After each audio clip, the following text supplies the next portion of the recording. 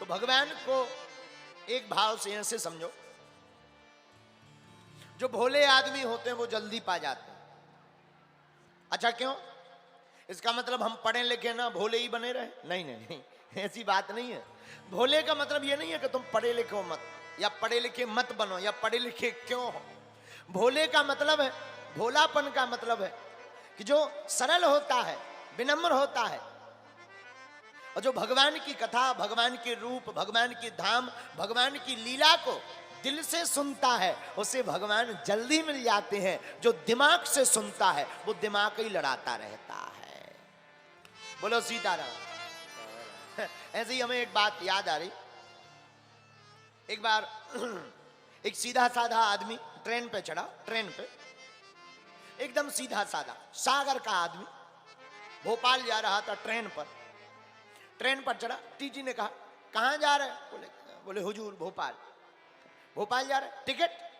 हुजूर ticket नहीं है, गरीब आदमी है, टिकट नहीं है, बहुत गरीब आदमी है हुजूर, और हम इतने गरीब आदमी हैं कि बासी रोटी और चटनी खाते हैं। तो टीटी ने कहा कि क्या हम गोबर खाते हैं? तो ये इतना भोला था, बोले हुजूर आप अमीर आदमी हो, खा सकते आप अमीर आदमी हो, खा सकते, हम तो गरीब आदमी हैं, चटनी रोटी में ही काम चलाते हैं। टीटी भी बड़ा समझदार था, उसे बड़ी हंसी आई उसकी भोलेपन पर बड़ी हंसे टीटी भी।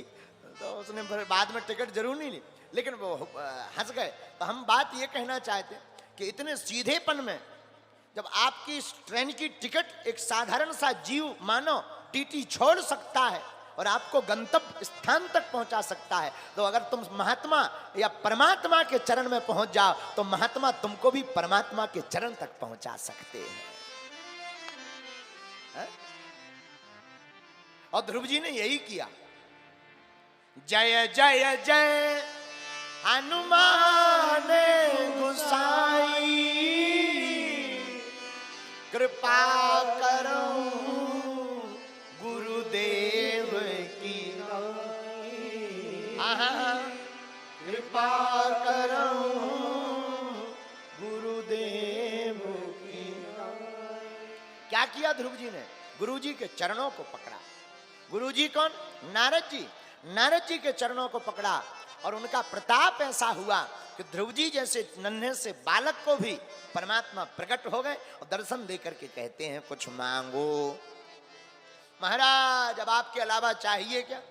भगवान बोले फिर भी कुछ नहीं मानते तो कोई बात नहीं, एक काम करो, जाओ 36,000 वर्षों तक राज्य भोग भोगो, इसके बाद जब राज्य का सुख पूर्ण हो जाए तो हमारे धाम आ जाना।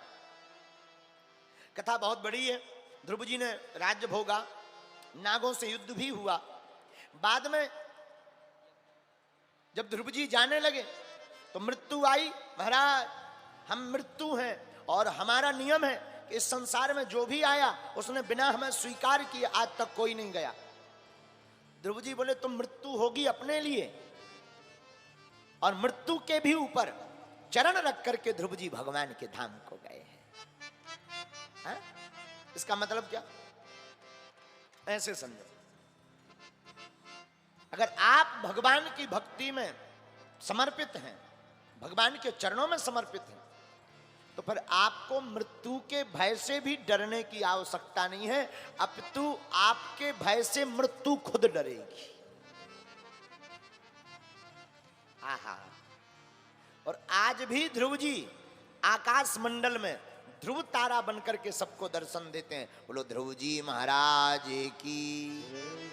ब्राह्मण जब शादी करवाते हैं तो आचार्य जी कहते हैं हाँ भाई ऊपर देखो ध्रुव तारा, ध्रुव जी के दर्शन करो।